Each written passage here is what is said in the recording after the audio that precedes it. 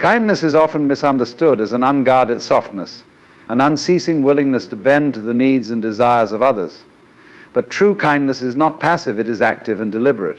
It requires discernment, a deep understanding of when to give and when to hold firm.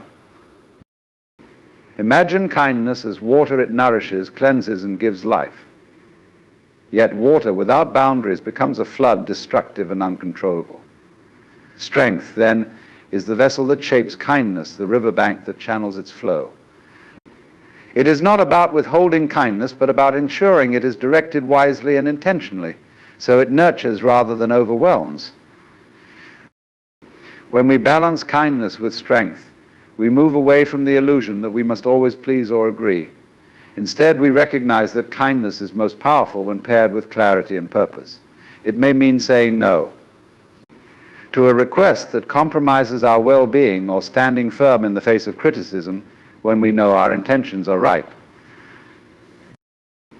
To be truly kind, we must have the strength to uphold our values even when it is uncomfortable. It takes courage to set boundaries, to risk displeasing someone for the sake of preserving our own peace or helping them grow. Strength ensures that kindness does not erode into mere compliance or appeasement, but remains a gift freely given, rooted in integrity. This balance allows us to maintain our authenticity while offering compassion. It creates relationships built on mutual respect rather than obligation. True kindness does not shrink itself to fit the demands of others, nor does it indulge behavior that harms. It offers support but also challenges, knowing that growth often comes from the firmness to hold someone accountable. Boundaries are not walls that separate you from others, they are the lines that define where you end and another begins. They are the contours of your identity, the markers of your values, and the protectors of your energy.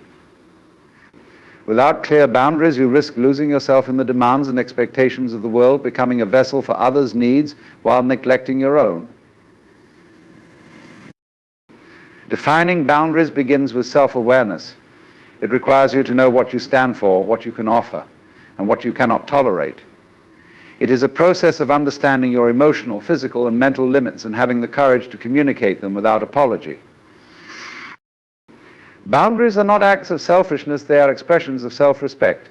When you set a boundary, you are not rejecting others, you are affirming yourself. You are saying, this is what I can give without losing my center, or this is what I cannot allow if I am to remain whole. However, boundaries are only effective if they are upheld. It is not enough to articulate them, you must also enforce them with consistency. This might mean walking away from relationships that disregard your limits, or standing firm in moments when your boundaries are tested. It is a practice of alignment, ensuring your actions honor the lines you have drawn. Defining boundaries also creates clarity in your relationships. It allows others to understand how they can engage with you in ways that are healthy and mutually respectful. Far from creating distance, boundaries foster deeper connections by removing confusion and resentment. They act as a guide, showing others how to value your time, your energy, and your essence. Boundaries are dynamic, not rigid. They can evolve as you grow and as relationships deepen. Yet the essence remains the same, a commitment to honoring yourself while interacting with the world in ways that are authentic and sustainable. Enabling harmful behavior often masquerades as kindness or compassion. We convince ourselves that by excusing, overlooking, or compensating for someone's destructive actions, we are helping them. Yet, in reality, this false kindness serves only to perpetuate the behavior, delaying the lessons they must learn and depleting our own energy in the process. When we enable, we deny others the opportunity to face the natural consequences of their actions. Growth arises from confrontation with reality, from the discomfort of realizing that one's choices carry weight and repercussions. By stepping in to shield someone from that discomfort, we inadvertently stall their development and entrench the very patterns we wish to alleviate. Avoiding this enabling requires a shift in perspective. It is not unkind to let someone face the results of their decisions. It is an act of respect. It acknowledges their capacity for accountability and change, rather than assuming they are incapable of managing the challenges before them. This does not mean abandoning support, but offering it in ways that empower rather than undermine their agency. It also demands self-awareness. Sometimes the urge to enable stems from our own discomfort with conflict or a desire to be seen as caring. We must ask ourselves, are we truly helping, or are we easing our guilt or fear by stepping in? True support is not about easing our own emotions, but about serving the long-term well-being of the other. Avoiding enabling also involves recognizing patterns. When someone repeatedly seeks forgiveness without change, or when their reliance on your aid becomes habitual rather than occasional, it is a signal that your efforts may be sustaining rather than resolving the issue. In these moments, clarity and firmness are needed. By setting boundaries, you create space for them to take responsibility while preserving your own peace. Ultimately, avoiding enabling harmful behavior is a practice of holding others accountable with compassion. It is the willingness to prioritize what is truly beneficial over what is immediately comforting. It is the understanding that sometimes the most profound act of kindness is to step back and let someone face the full weight of their choices. Kindness is often misinterpreted as a sign of frailty, as though to be kind is to be naive or easily overpowered. Yet, true kindness arises from strength. It takes courage to be kind in a world where harshness often feels like the safer choice, where suspicion and self-interest are seen as the means of survival. Kindness, then, is not a lack of power, it is the wise use of it. To be kind requires vulnerability. It asks you to open yourself to others, to extend care and empathy, even when there is no guarantee of reciprocation. This vulnerability is not weakness, it is the ability to hold space for another without losing your own grounding. It takes strength to act from compassion rather than fear, to offer understanding rather than judgment, especially in moments of tension or misunderstanding. Kindness is not about avoiding conflict or always yielding to others' desires. It is about choosing to approach situations with grace, even when firmness is required. It is possible to be kind while saying no to hold boundaries while remaining considerate. The kindness that emerges from strength does not compromise your values or self-respect. Instead, it enhances them by showing that gentleness and resolve can coexist. In relationships, kindness becomes a bridge. It fosters trust and connection, making it easier to navigate difficulties and disagreements. It demonstrates that strength is not about dominating others, but about uplifting them. It is a reminder that power need not be harsh to be effective. It can be soft yet unyielding, like a river carving through stone over time. True kindness is an act of confidence. It reflects an inner assurance that you have enough resilience, enough clarity, enough peace to offer to others without diminishing yourself. It comes from a place of abundance where there is no need to hoard goodwill or withhold care. In this sense, kindness is not only a strength, but a declaration of inner security. Far from being a liability, kindness is a transformative force. It is not passive but active, requiring you to choose the higher path when it would be easier to retaliate or withdraw. It demands patience and wisdom, the ability to see beyond the surface and respond to the deeper needs of a situation. It is at its core a strength that reshapes the world with every act of care and understanding. Respecting yourself is the foundation upon which all other relationships are built. It is not selfish or indulgent, it is the act of honoring your own worth and recognizing that you are as deserving of care and consideration as anyone else. When you respect yourself, you set the standard for how others will treat you. To respect yourself, you must first understand who you are. This involves connecting with your values, acknowledging your strengths, and accepting your imperfections without judgment. Self-respect comes from living in alignment with your principles, making choices that reflect your integrity, and refusing to compromise what matters most to you for the sake of convenience or approval. It also means prioritizing your well-being. Respect for yourself is demonstrated in the boundaries you establish to protect your time, energy, and mental health. It is knowing when to say no to others so that you can say yes to yourself. By doing this, you cultivate the energy and clarity needed to give authentically, rather than out of obligation or depletion. Self-respect requires standing up for yourself, even when it is uncomfortable. It is the willingness to speak your truth, to advocate for your needs, and to walk away from situations or relationships that diminish your worth. This is not an act of defiance, but of self-preservation, a commitment to ensuring that you do not betray yourself in the pursuit of external validation. When you respect yourself, you create a life rooted in authenticity. You are no longer swayed by the opinions or expectations of others because you are anchored in your own sense of value. This respect becomes a beacon, attracting relationships and opportunities that align with your true self. It is a declaration that you are worthy of the same care, love, and understanding that you so freely offer to the world.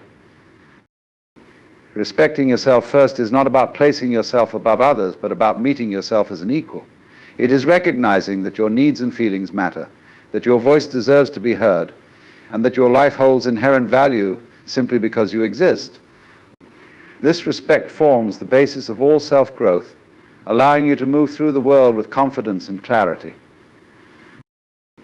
Manipulation often disguises itself as concern, flattery, or even affection, making it difficult to recognize at first glance.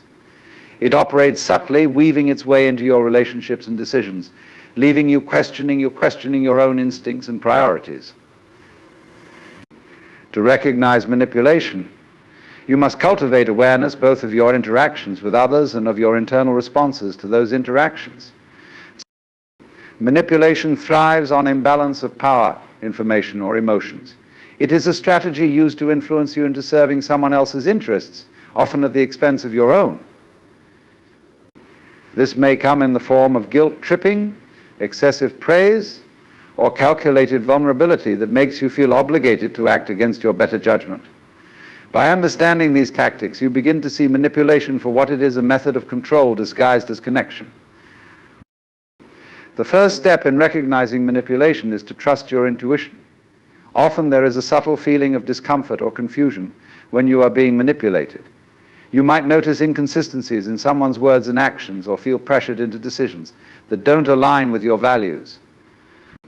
Paying attention to these feelings is essential. They are your mind's way of signaling that something is off. Manipulation also preys on your desire to be kind, generous, or agreeable. It may exploit your fear of conflict or your need for approval.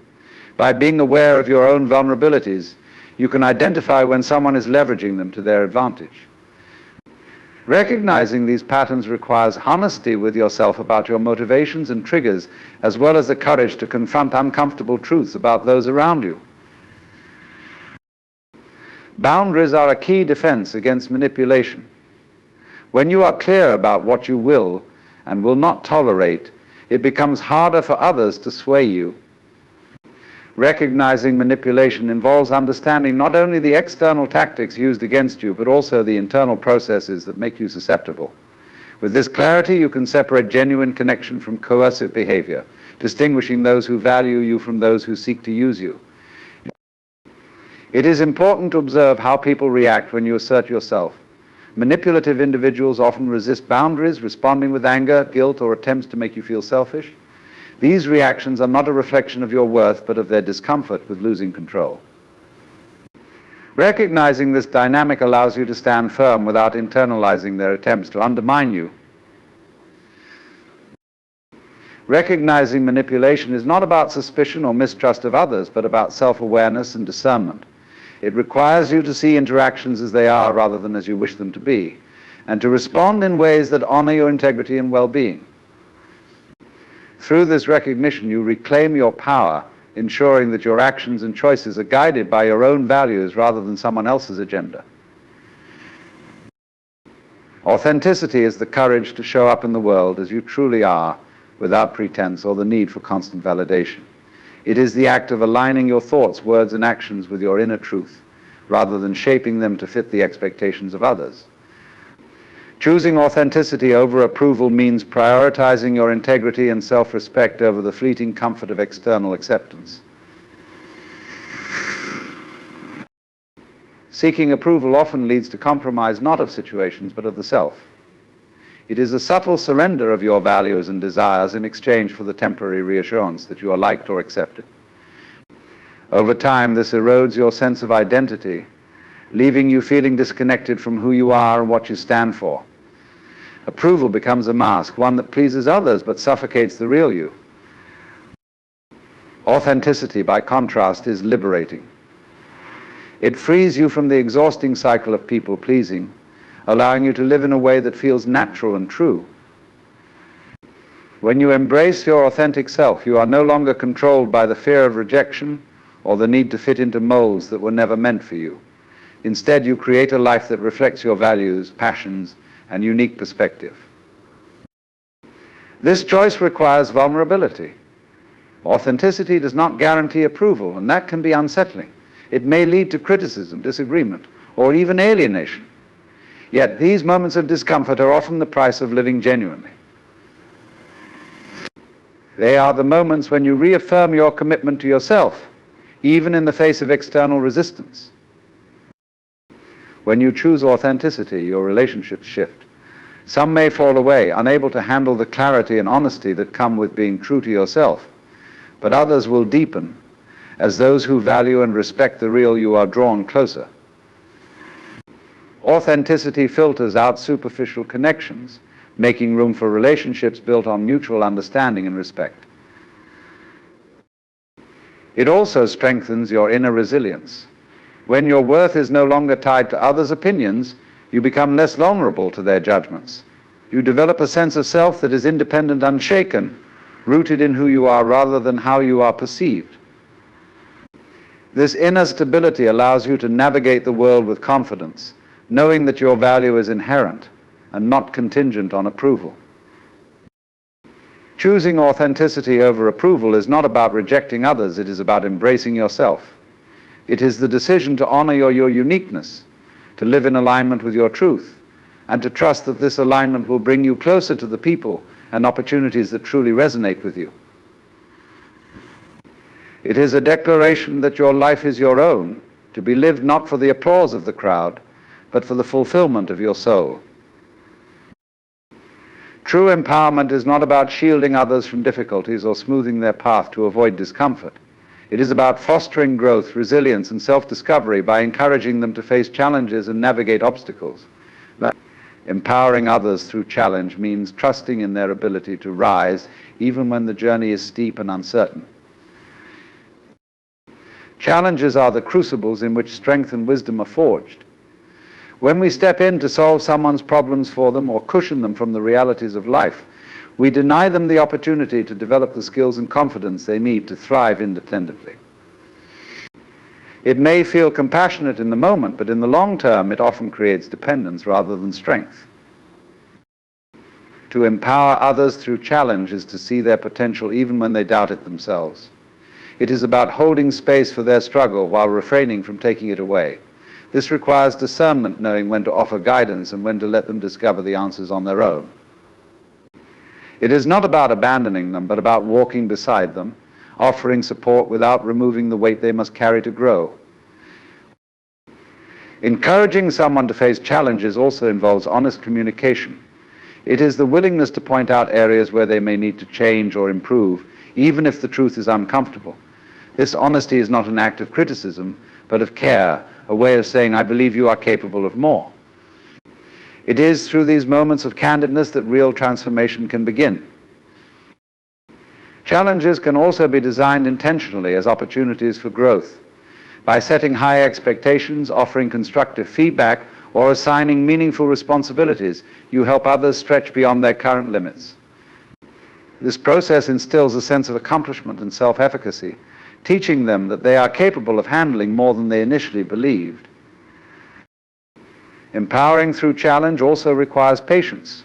Growth is not immediate, and progress may come with setbacks. It involves allowing others to experience failure, not as an end, but as a teacher.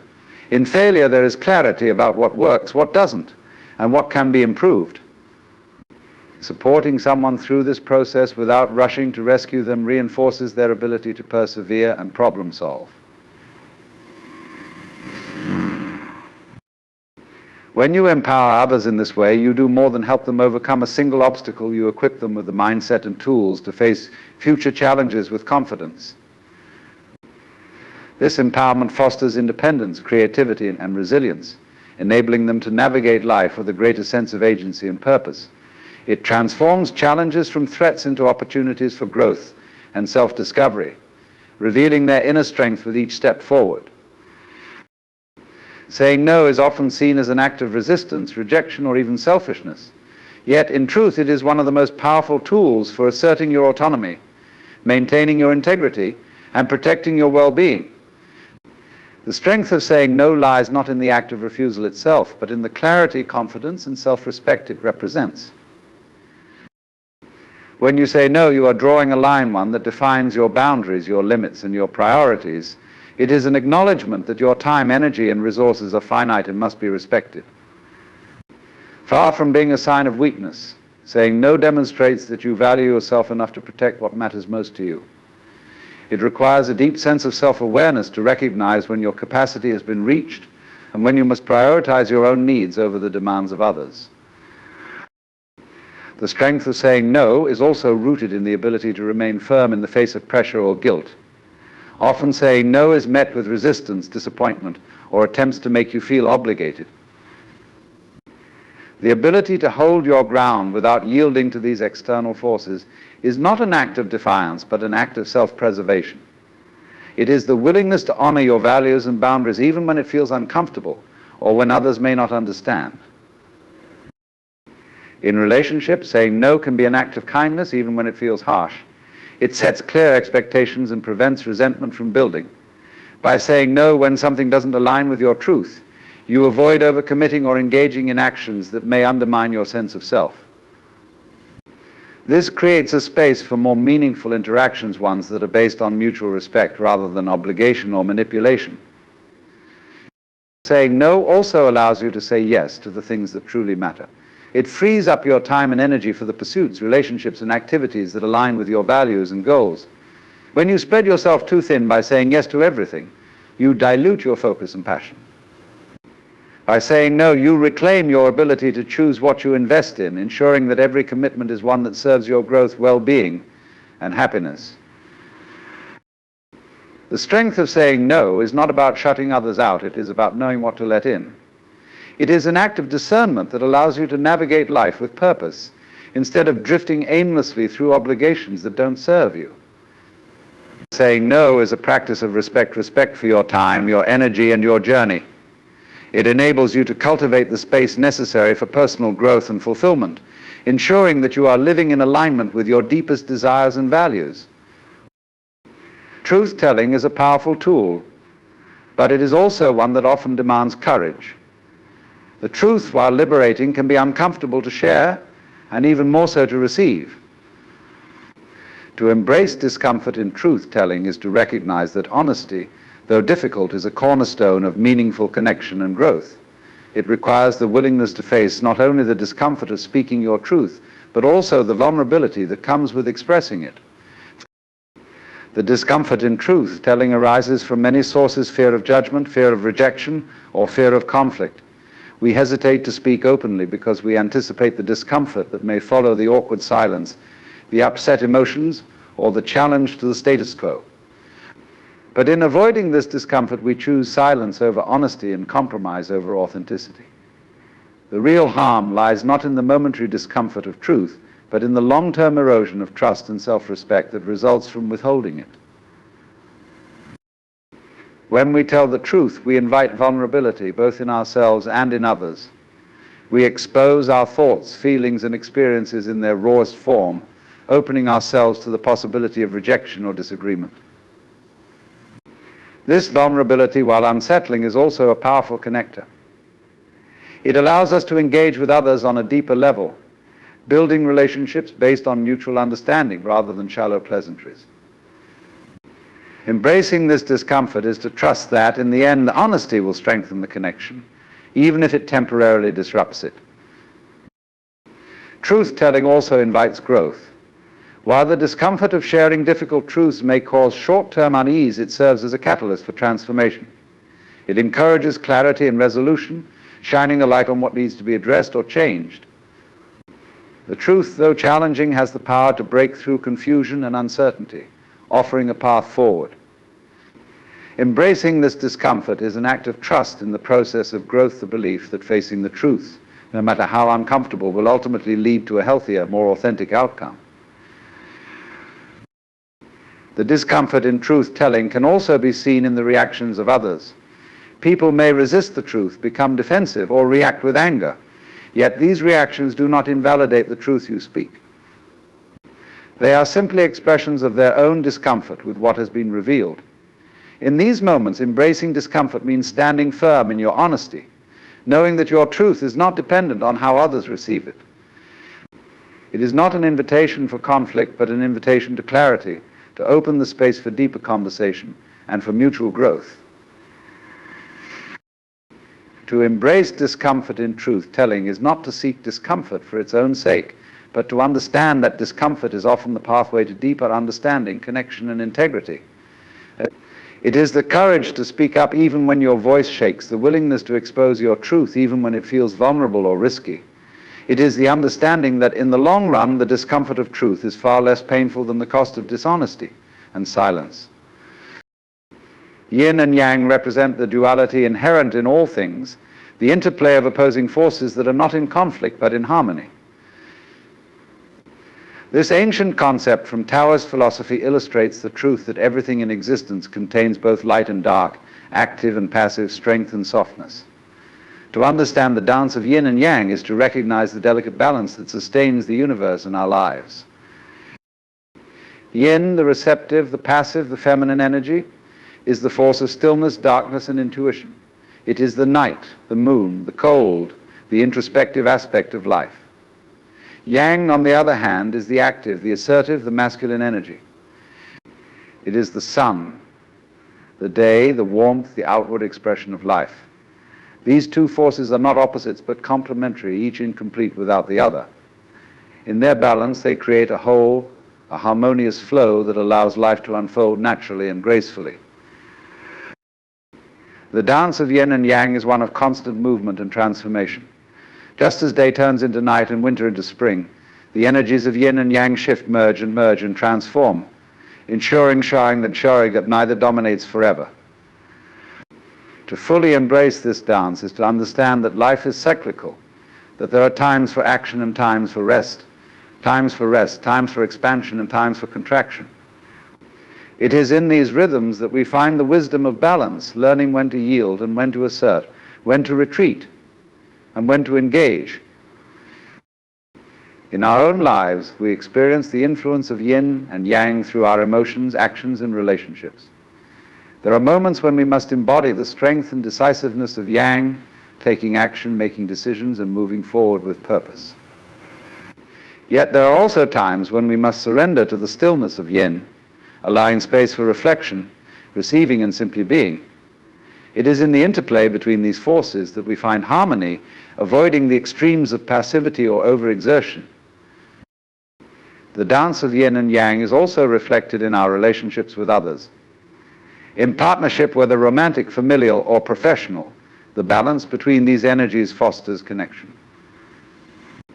There are moments when one person embodies the yang energy, leading, driving, pushing forward, while the other embodies yin, receptive, supportive, and nurturing. It is in this delicate back and forth that mutual understanding and growth can flourish. Without one, the other becomes unbalanced and the relationship loses its flow. The recognition of yin and yang also encourages us to embrace the contradictions within ourselves. To be fully human is to hold within us both light and dark, action and reflection, assertiveness and surrender. Rather than seeing these qualities as opposing forces, we come to realize that they are two sides of the same coin. When we accept and honor both aspects, we free ourselves from internal conflict, allowing the dance to unfold in a way that feels natural and true. The dance of yin and yang is a reminder that life is not about seeking perfection or eliminating one aspect in favor of the other. It is about embracing the ebb and flow, the rise and fall, the harmony that emerges from their interplay. In this dance, there is no fixed position, only the graceful movement between opposites, creating balance, growth, and unity in every moment. The courage to disappoint others is one of the most profound forms of self-respect. It means recognizing that at times you must act in alignment with your own values, needs, and truth, even when doing so causes discomfort or disapproval. To disappoint is to confront the reality that your decisions may not always please everyone, and that this is an inevitable part of living authentically. It requires the strength to stand firm in your choices, knowing that short-term disappointment may be necessary for long-term growth, both for yourself and for others. When we seek to please everyone around us, we often sacrifice our own integrity, compromising on what we truly need or desire in order to avoid conflict or maintain approval. This kind of people-pleasing behavior arises from a deep fear of rejection or judgment, an underlying belief that our worth is dependent on others' happiness. Yet this path is one that leads to exhaustion, resentment, and a gradual erosion of self-respect. The courage to disappoint others is, in fact, the act of reclaiming your own sense of self, asserting that your needs and boundaries matter just as much as anyone else's.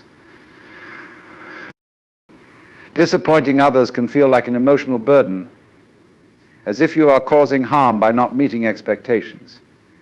However, the true harm lies in neglecting your own needs or becoming entangled in unhealthy dynamics, where your value is determined by how well you serve others. Sometimes saying no, setting boundaries, or making choices that don't align with others' desires is necessary to preserve your sense of authenticity and personal well-being. This courage also involves understanding that disappointment is not a permanent state, it is simply a temporary feeling that will pass.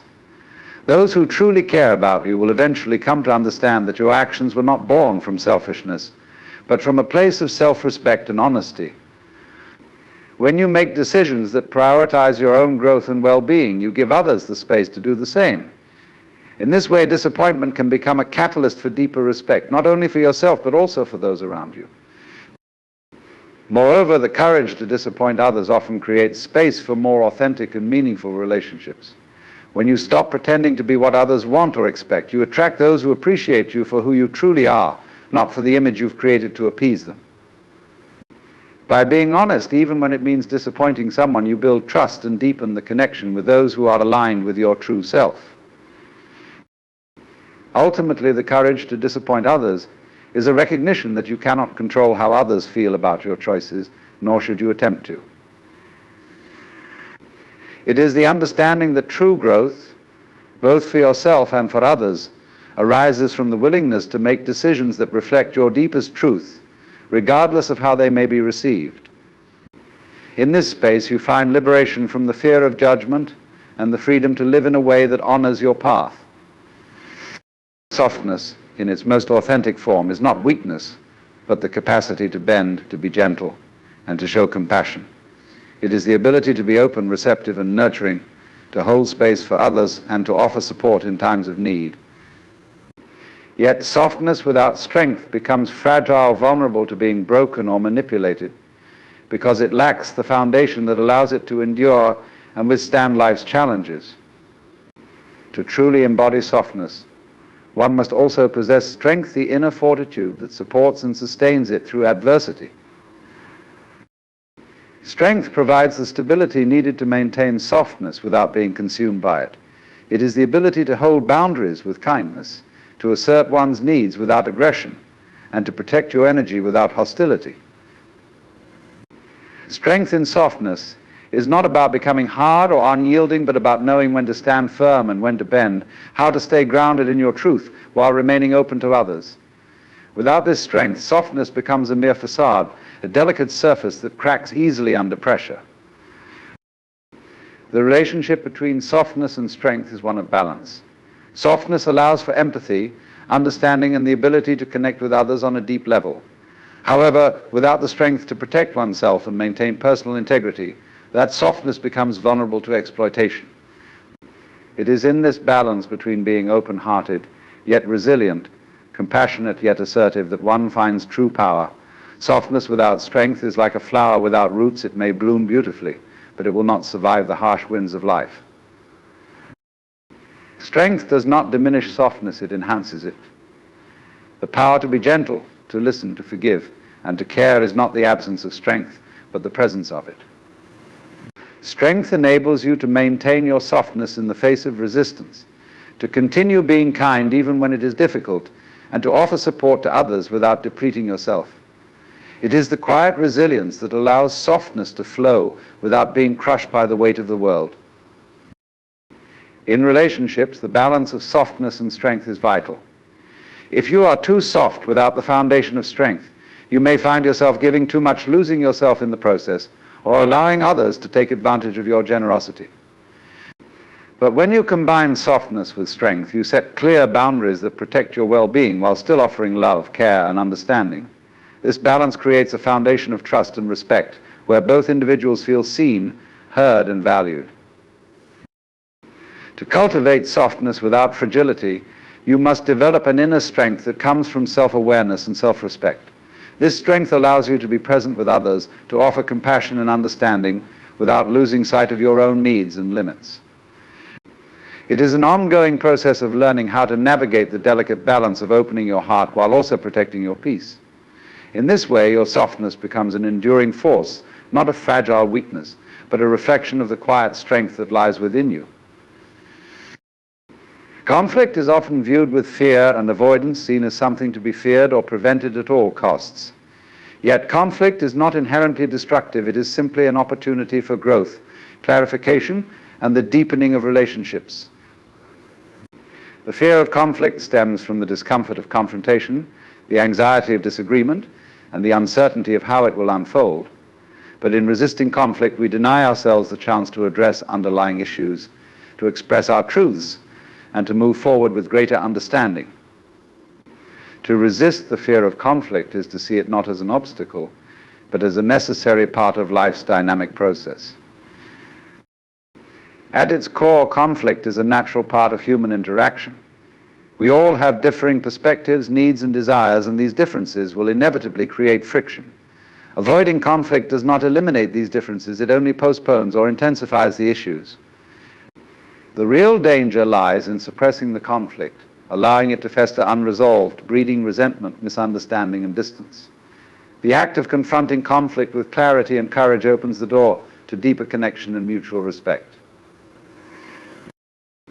The fear of conflict often arises from a fear of being misunderstood or rejected.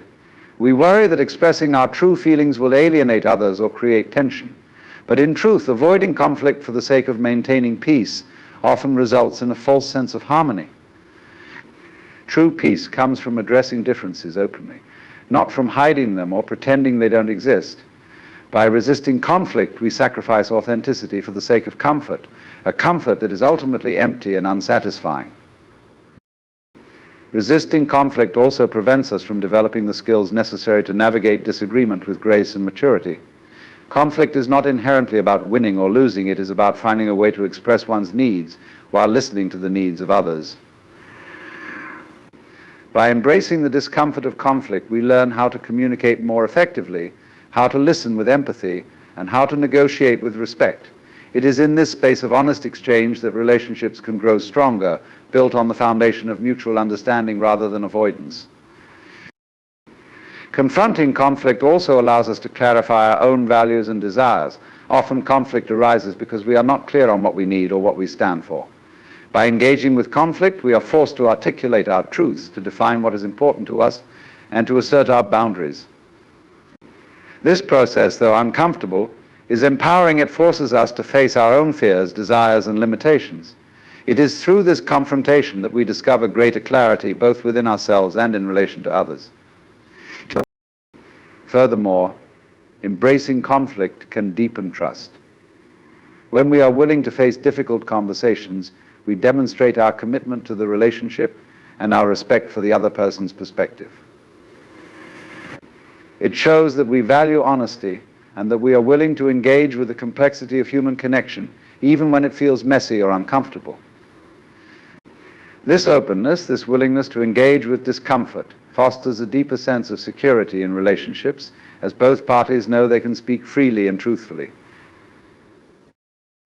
The fear of conflict often arises from the misconception that peace is the absence of disagreement. True peace, however, is not the absence of conflict, but the ability to navigate it with clarity, respect, and honesty. To resist the fear of conflict is to embrace the idea that disagreement is not something to avoid, but something to engage with in a healthy and constructive way. By doing so, we create the conditions for deeper connections, clearer communication, and a stronger foundation for growth and understanding. To be fair is to act with justice, balance, and integrity, while softness often implies yielding, compromising, or avoiding difficult decisions. The difference between being fair and being soft lies in the clarity and strength with which we uphold our values, regardless of the discomfort it may cause. Being fair is not about making everyone happy or avoiding conflict. It is about ensuring that all parties are treated with respect and that decisions are made based on principles rather than emotional impulses or a desire to please. When we act with fairness, we approach situations from a place of clarity and honesty, considering the needs and perspectives of all involved. This does not mean that we must agree with everyone or give in to every request. It means that we make decisions based on what is just and right, even if it causes temporary dissatisfaction or discomfort. Fairness demands that we balance our own needs with the needs of others, making choices that are reasonable, equitable, and in alignment with our integrity.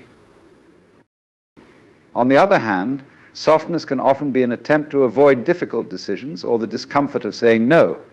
It is in response to the fear of disappointing others or creating tension.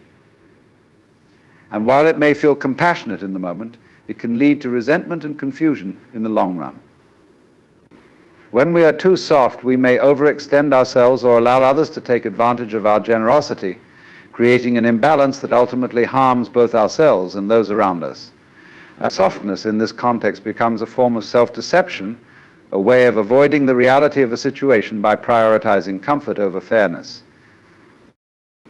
Being fair is not the same as being rigid or unyielding. Fairness involves empathy and understanding, but it also requires strength and the willingness to make tough decisions. It is about holding others to the same standard that we hold ourselves, offering fairness without favoritism or leniency. This may involve giving constructive feedback, setting boundaries, or making decisions that are not easy, but that reflect a commitment to honesty and integrity. Fairness does not shield people from consequences. It ensures that everyone is held accountable in a way that is just and proportionate. In relationships, being fair means giving others the space to grow, even when it is uncomfortable. It means offering guidance when necessary, but also allowing them to face the natural consequences of their actions. Fairness does not mean always agreeing or always making things easier. It means acknowledging reality, setting clear expectations, and treating others with the respect that comes from seeing them as capable individuals. When we are fair, we empower others to learn, grow, and become stronger rather than enabling dependency or avoiding hard truths. Furthermore, fairness is a cornerstone of healthy boundaries. To be fair is to recognize your own limits and to assert them without guilt or hesitation.